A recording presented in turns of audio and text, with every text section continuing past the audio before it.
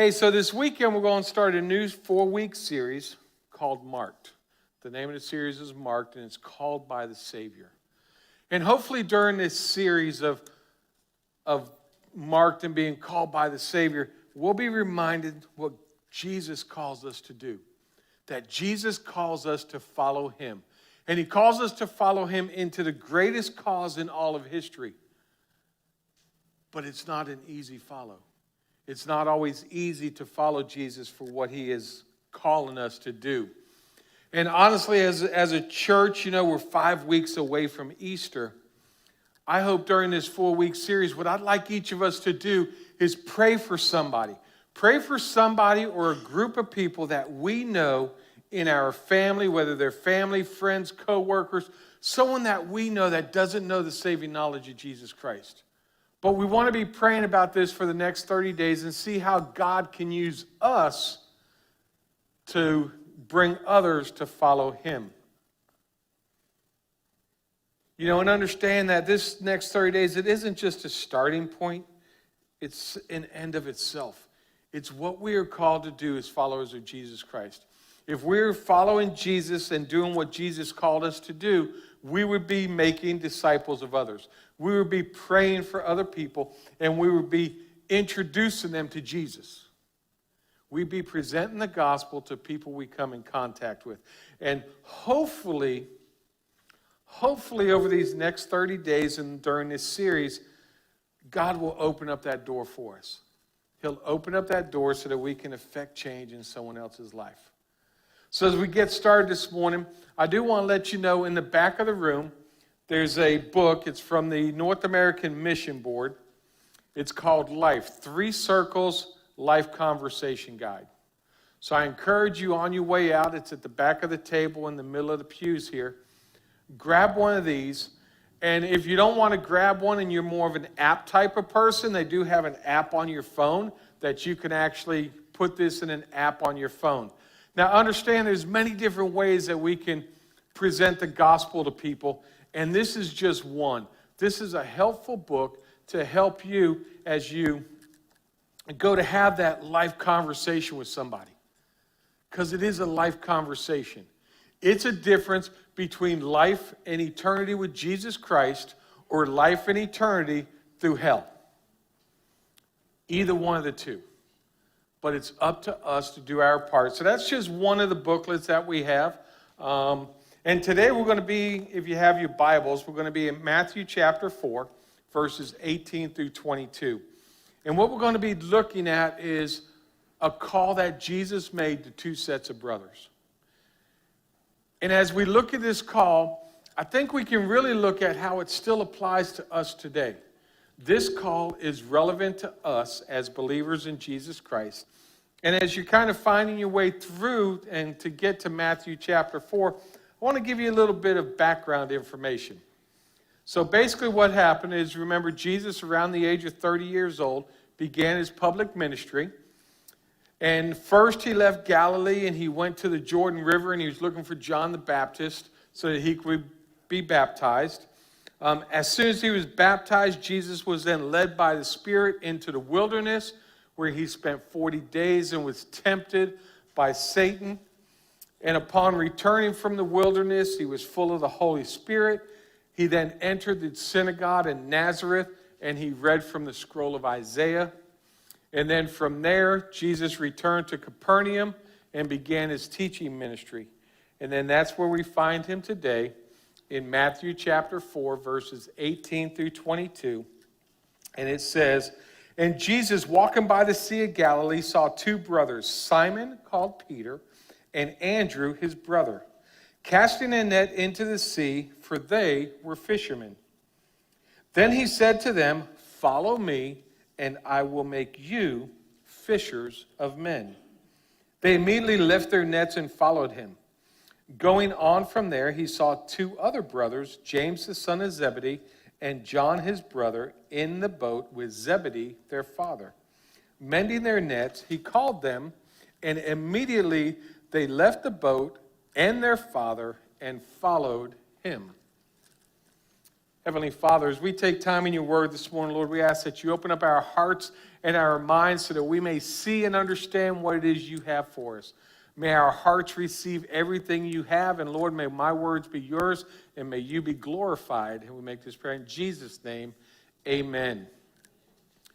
So I think that as we look at this same call that Jesus made to the brothers, he can easily make to us today. You know, it's not a special call for some special group of people. It's a call for each one of us. It's a call for us to be disciples of Jesus Christ. And as Christ followers, that's what we should want to do, is be a disciple of Jesus Christ.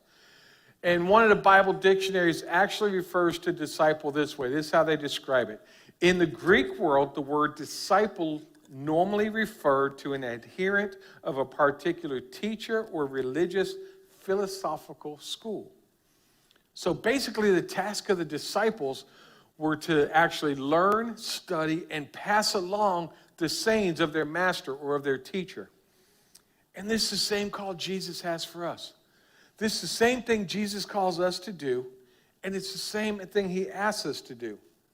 So kind of this week and over these next 30 days, as you're thinking about the people you're going to be praying about, hopefully that we'll see in our heart that we're really trying to be disciples of Jesus Christ, that we are trying to follow him, and that we are looking to learn about him, that we are going to study what he has to say, and we're going to pass along his sayings to other people, because that's what he calls us to do. And I think we can kind of sum up this morning with one simple sentence, and it's simply this: Jesus calls us to follow him into the greatest cause, but it comes at a great cost. Let me read that again. Jesus calls us to follow him into the greatest cause, but it comes with a great cost. So what we're going to do this morning is we're going to kind of break this down, and we're going to look at the call, the cause, and the cost of following Jesus. So we're going to start with the call. And in the call, you kind of see it at the very beginning in verse 19. In verse 19, then he said to them, "Follow me, and I will make you fishers of men." Two simple words. Two simple words that Jesus called Simon and Andrew. Just follow me. And that sounds very simple, doesn't it? Follow me. But I think a lot of times we overlook these two simple words. We just overlook them, follow me. But I think that we need to really look at who it is. Who is the one who issued the follow me? It was Jesus. And who is Jesus? Jesus is the Son of God. Jesus is the God in the flesh. So basically, anything Jesus calls us to do, I believe he has the right. He definitely has the right to tell us, hey, follow me. None of us really have that right. But if Jesus says something, and being the Son of God and being who he is, I think we need to listen. And understand, he could easily tell us to go somewhere. He could have us go somewhere and do something that is very hard for us to do. But that's not what he does. He's not going to say, okay, today I'm going to uproot you and I'm going to move you to Afghanistan and you're going to preach the gospel. You'd be saying, Pastor Ken, I don't think God said that to me. He calls us to follow him. And it sounds so easy. Follow him. Now, granted, there are people that he will uproot and send over there, but they're a little more qualified to do that. They're probably from the area, probably understand the background. He will use you in your own background and where you're from to be able to follow him and do what he calls you to do. You think about it, it's not a call for us to go out on our own. It's not a call for us to go out and use our own smarts and try and figure everything out and kind of do things our own way. It's not trying to, we got to go out and come up with this better way of presenting the gospel. The gospel is the gospel. It is Christ crucified. But so many people try and make it so much more entertaining, and it is simply Christ crucified. Christ died on the cross for us, for our forgiveness of our sins. And the only way we can go to heaven is to accept him. But people try and make it so much harder than that. And all he asks us to do is follow him. That is the call. Follow me. Follow me.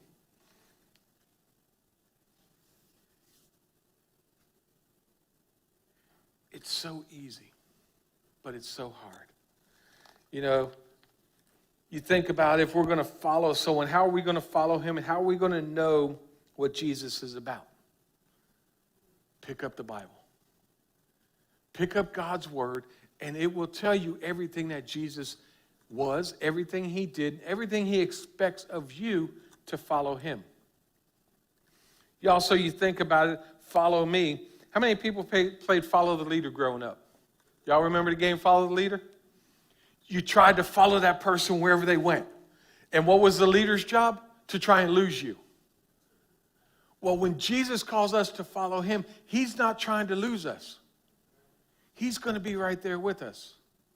He's asking you to follow him, so guess what that means? He's going to be in the lead. He's going to be in the lead, taking you to where he needs you to go. It's not like you got to do it on your own. He's going to be there to be with you through it. And you really think about in Luke chapter 4, verses 18 through 19, Jesus actually says this: "The Spirit of the Lord is upon me because he has anointed me to preach the gospel to the poor. He has sent me to heal the brokenhearted, to proclaim liberty to the captives and recovery of sight to the blind, to set at liberty those who are oppressed, to proclaim the acceptable year of the Lord." Jesus is inviting us to do that with him. He is inviting us to be right there with him as he heals the brokenhearted, as he's there for the poor, as he's there for the captives to give them liberty. That's what he's calling us to do. He's calling us to go into the darkness with him to help save people and bring people out. And understand, he's going to be with us the whole time. He will be with us, even as it says in Matthew 28, verses 19 and 20, which we all know is the Great Commission. "Go therefore and make disciples of all nations, baptizing them in the name of the Father, the Son, and the Holy Spirit, teaching them to observe all the things that I have commanded you. And lo, I am with you always, even to the end of the age." Lo, I am with you always. He's always going to be there with us throughout everything he calls us to do. And as you read the rest of the Gospels, you're going to learn exactly what it is to be a follower of Jesus Christ. A lot of times we look at, hey, he had these 12 disciples. And that was it. But think of what them 12 disciples did. Over 2,000 years later, where are we at? We're inside the church that started because one man took 12 people. And they did what they were called to do. They went and they spread the good news of Jesus Christ. Whether they were martyred, no matter what was going to happen to them, they continued to spread the gospel of Jesus Christ. Over 2,000 years later, because they were obedient to what God called them to do, we are here today. And we can continue to do exactly what he calls us to do. We need to know where we're headed. And we know that he is in charge and he is going to show us where he needs us to go. So his call to follow him invites us into the greatest cause of all of history. The greatest cause of all of history. So let's go ahead and look at the cause. The cause says, "I will make you fishers of men." I really don't like that word, make. In the English language, make sounds so bad. Because most of us, if I come up here and I say, "I'm going to make you," you automatically get defensive. I really don't like that word in English because it comes off too harsh. In the Greek, or in the actual Greek, it really wasn't about a force. It was more about, I'm going to help you turn into this. I'm not going to make you do it, but I'm going to be alongside of you and help you to become fishers of men. And as we follow Jesus, we got to understand that he shapes us into fishermen and women who fish people. We're going to fish people. Now, there's a whole lot of people in here who fish. And there's one big difference between fishing for people and fishing for regular fishing and becoming fishers of people. You know, a lot of people, when they fish, they cast and they reel in, they cast and they reel in. And generally, unless you're in a tournament, and a lot of people down here nowadays catch and release, but back in biblical times, they fished so that they could kill the fish and eat and sell them. And you still have a lot of people doing that today. They still go out and they fish to be able to feed, to be able to eat, to be able to feed others. And basically, when we're fishing for people, we're fishing for them to know Christ so that they can be set free. So that they can be set free and know that saving knowledge. And, as we're going over the next 30 days and as we're praying for our friends, hopefully that's exactly what we're looking at. That we're going to be able to be a part of helping them be set free for their future. So that they will be free from sin. So that they can be free to live in a life with a purpose. So they can have the freedom of fear of what may happen to them after they pass away. Or even freedom of them trying to fill that ache that's inside of us. Because at some point, each one of us had one of them. We had an ache inside of us. We were chasing something, and we didn't know what it was. And the only thing that could fill that was Jesus. And we probably didn't know it at the time, but we definitely know it now after we've accepted him. And I really hesitated to use this word cause because in today's world and in social media and Facebook, everyone's got a cause out there. And there's great causes out there. There's all kinds of causes. Birthdays come up. Hey, I'd like you to donate to this charity, or I want you to donate to this cause. So there's all different kinds of causes out there. And I think sometimes we get kind of tired of seeing all the causes. Yeah. Oh, well, why is this cause? I can't pay for this, and I can't do this, and I can't do this. And we get so caught up that we just kind of dull our minds to what the cause is. So I really didn't want to use the word cause, but then I got to thinking about, with all the different GoFundMe pages and everything else out there, what better cause than save someone and teach them about Jesus Christ so that their eternity can be in heaven? Now, to me, that's a pretty good cause. And I think it over-trumps everything else. And some of you may be saying, well, what about sex trafficking? What about this? They're all great causes. And I encourage you, if you can, give to different causes and other charities out there to help others. Especially a lot of charities that are Christian-based are doing exactly that. They're getting people out of sex trafficking. They're maybe getting people from child labor, whatever they may be doing, and they're presenting the gospel at the same time. So yes, there's a lot of good causes out there, but we can't do them all. And the cause that I'm going to always pick is to be a follower of Jesus Christ and help to get people saved. Help get people to the saving knowledge of Jesus Christ. I can't save them, but help them to at least get there. So I do think a cause makes a difference. And you think about Jesus calling us to join him. It's that work of setting people free, getting people away from the slavery of their sins. And think about what we read a few minutes ago. Preaching the good news to the poor. He was preaching the good news to the poor. He was releasing captives from out of their... He was releasing captives. He was getting people, giving sight to the blind. And these are all things that we can help. We can help do, and I think it's a cause that we should stand behind. And when Jesus is calling us to follow him, he's inviting us to do that incredible work. That incredible work that he has of helping people around you find hope, freedom, and spiritual vitality in life. That's what we're called to do. That's the cause. And some of us, we're just not doing it. We're not doing it. We're simply not following the lead while he draws us closer to him. And remember, we can't save anyone. It's God who's able to use us, and that we can be an open vessel or an agent that he can use and a messenger that helps him so that he can work through us to affect change in other people's lives. Think about this for a second. Where did he find Peter and Andrew? Where did he find them?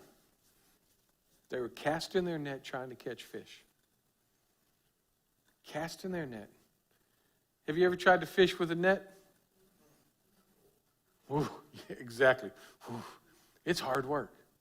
There's a lot of work involved in it. And honestly, it's just not about casting. You think about it, they had this net, and it had weights on the bottom. It was a circular net. And, they had to sit there and cast it out, and then let it sink to the bottom, and then pull it back in. It was hard work. And if you've never done it, I'm here to tell you, it is some hard work to do.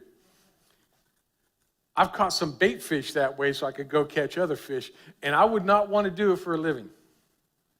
Definitely would not want to do it for a living. And think about all them times that they would cast their net and let it sink and have to pull it all up, all of that struggle and fight, and the net would be empty. That's a lot of hard work for nothing.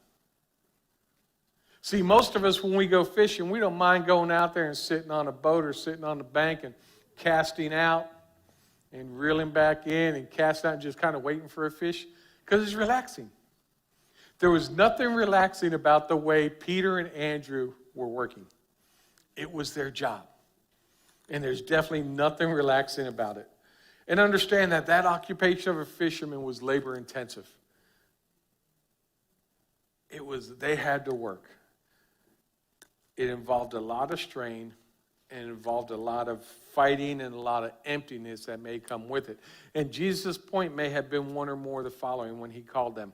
And it could be this strenuousness of evangelism, talking about them being fishermen, or maybe the work ethic that is required through persistence, or the dedication to the task it may take because of them being fishermen.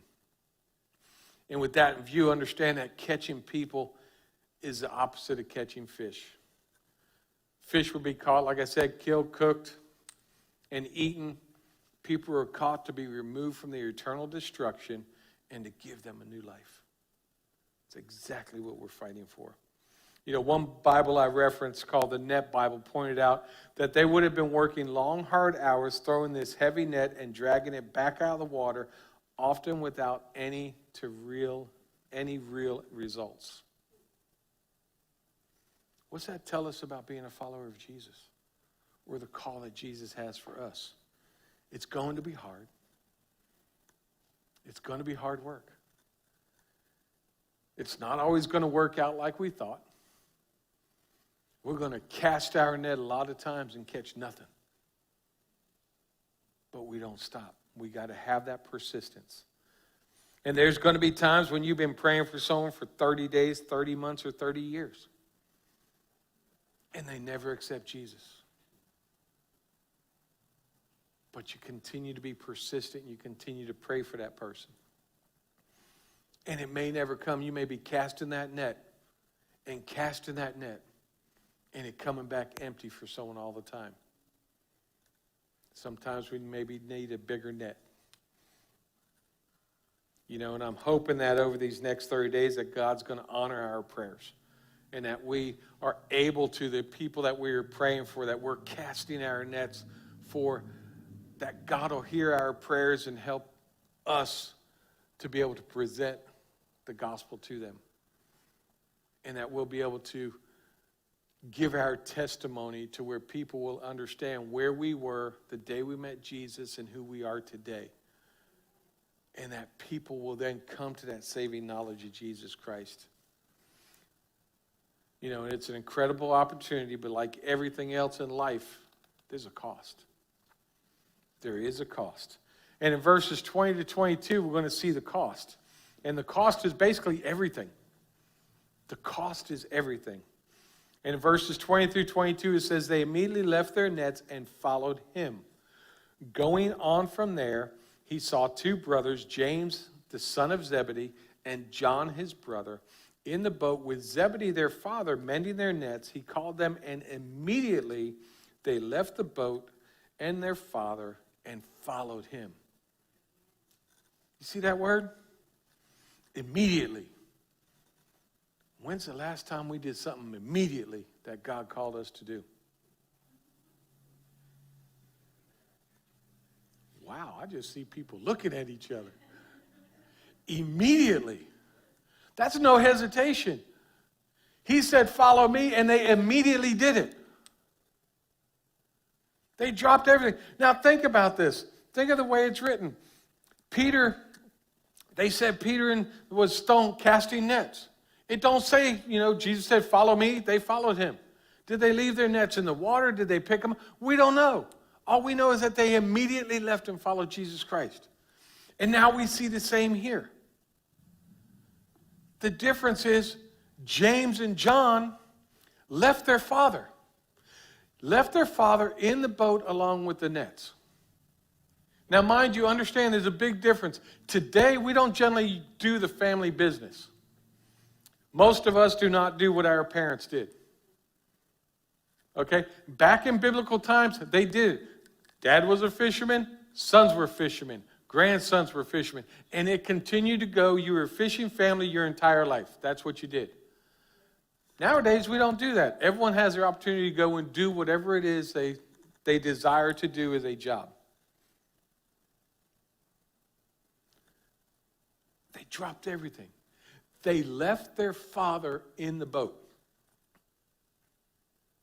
Immediately. That's a cost.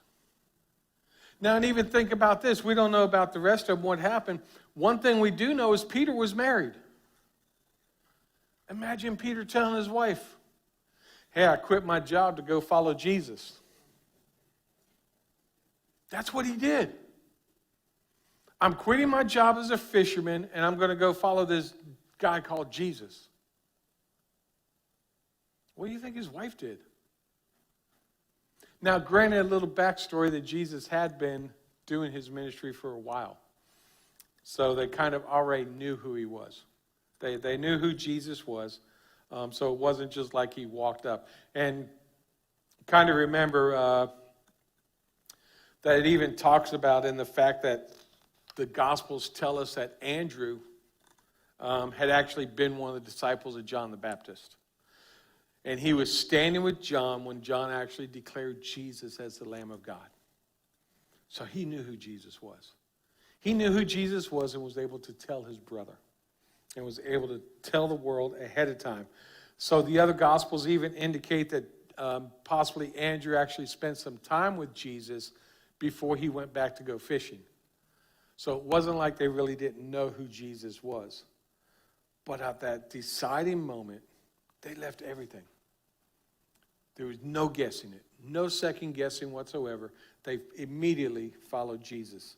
They turned their back on everything they had known, everything they'd been doing their entire life, their entire livelihood, everything. They turned their back on it and followed Jesus. Let that sink in for a second. That was the cost, everything.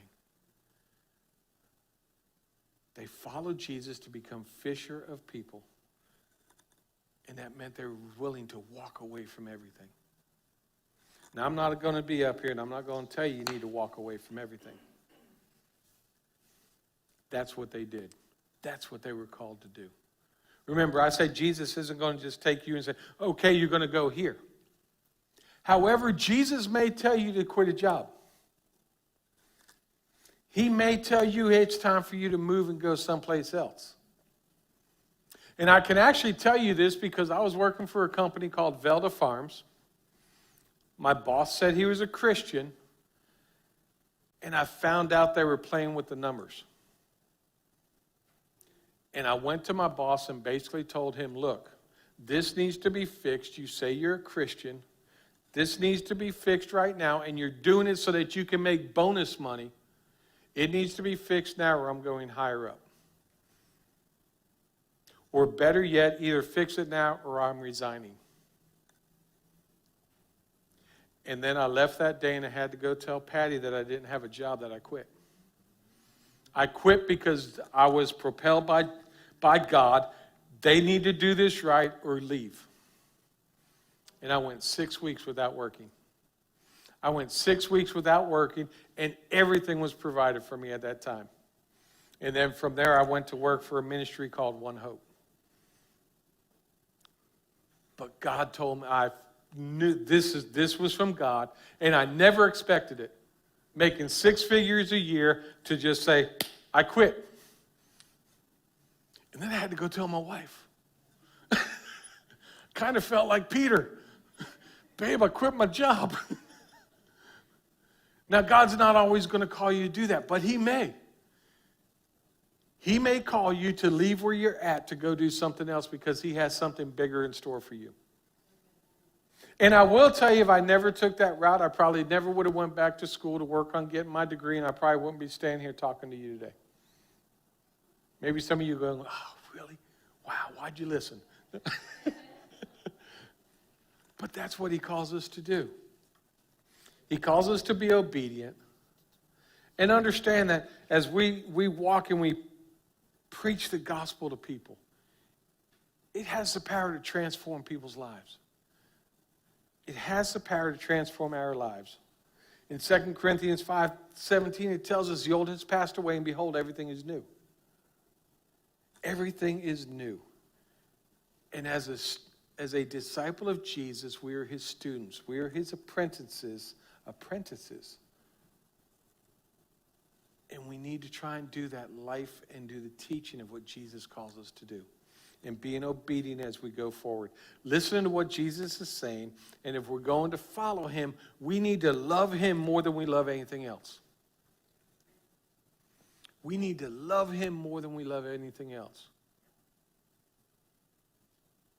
And I got to question myself sometimes. Do I actually love him more than I love some other things? But that's what we're called to do. And there's parts in the Bible that even say that you're going to love Jesus is going to be like you hate your parents or like you hate your children. But understand that loving Jesus may mean that your spouse or your coworkers, they may not love Jesus. They may want nothing to do with Jesus. But we're still called to do what Jesus calls us to do. We're called to go and make disciples of all nations. We're called to show his love in everything that we do. And we continue to pray for those who don't know Jesus. That through us, through our testimony, through our walk, that we can be salt and light in this world so that others can know him. And when people see a change in us and we're not that person we used to be, they will start asking, what is the difference? Through the ministry divorce care that we used to teach at another church, we have seen people who are on the brink of divorce, and one of them Jesus got a hold of. And when Jesus transformed that person's life, all of a sudden the spouse was like, hey, what is different about you? And we were able to see marriages reconciled and move forward to where both of them were then followers of Jesus Christ and involved in the local church. Where prior to that point, only one of them was. But they see a change in someone's life. They see that transformation of the gospel. And when Jesus says, follow me, it comes. And people see that change. People see it. And it's up to us to understand that call. We need to understand the cause, what we are doing it for, but we need to also understand there is a cost that comes with it. Jesus said that following him requires you to take up your cross and die for him daily. You know, it's interesting. You get so many people may say, it's my cross to bear. I guess it's my cross to bear. Well, it's not the same cross that Jesus bared. Not even remotely close. The cross that Jesus bared was a symbol of humiliation and death. It was a tool for torture and execution. It was designed to cause intense pain and death to those people. And we're to pick that up daily. Pick it up daily because Jesus did it for us. And join him in rescuing people. Rescuing them from hell and a meaningless life here on earth. But are we willing to count that cost to follow him? Are we willing to step out of our comfort zones to follow him? You willing to tell people about Jesus even if your own wife and kids don't get it? Are you willing to tell people about Jesus even if your husband doesn't get it? Not easy, is it? But this is what Jesus calls us to do. Are you willing to change jobs if God leads you to change jobs? Are you willing to go to someplace else if God calls you to go someplace else? How willing are you to follow him? To follow him where he calls you to follow him. See, sometimes we just get caught in our comfort zone. Well, someone else will do it. I don't need to do it. Someone once said, following Jesus is putting your yes on a table and letting Jesus put it someplace on a map. Think about that. Yes, Jesus, I'm all in. And then he tells you where you're going. That's kind of scary, isn't it? But are you willing to do it? Now understand, when he says put your yes on a map, it may be your next door neighbor. It may be your own house. It's not always going to be some far off land. It may not always be a different county. When you put your yes on the table and allow Jesus to put it on a map, are you going to be willing to go where he calls you to go? Like I said, it may be your next door neighbor's house. It may be your workplace. It may be a homeless shelter. It may be out here on the street talking to people going up and down the street. Are you willing to put your yes on the table and let Jesus put it on a map? Are you truly willing to follow him when he says, follow me, and do what he calls you to do?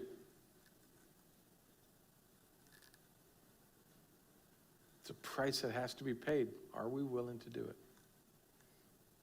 See, understand, Jesus' command, follow me, urged the disciples not to just accompany him on his travels, but to follow his example. They followed his example. Simon, Andrew, James, and John made a significant sacrifice to follow Jesus. They abandoned their careers. They abandoned their family to follow him. Following Jesus is doing what Jesus did.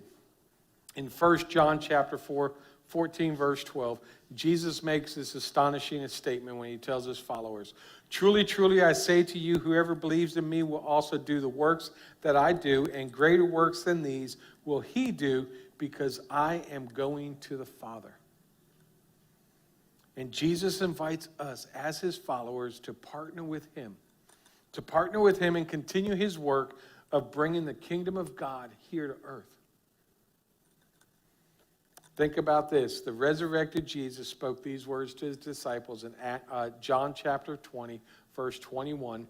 Peace be with you, as the Father has sent me, even so I am sending you.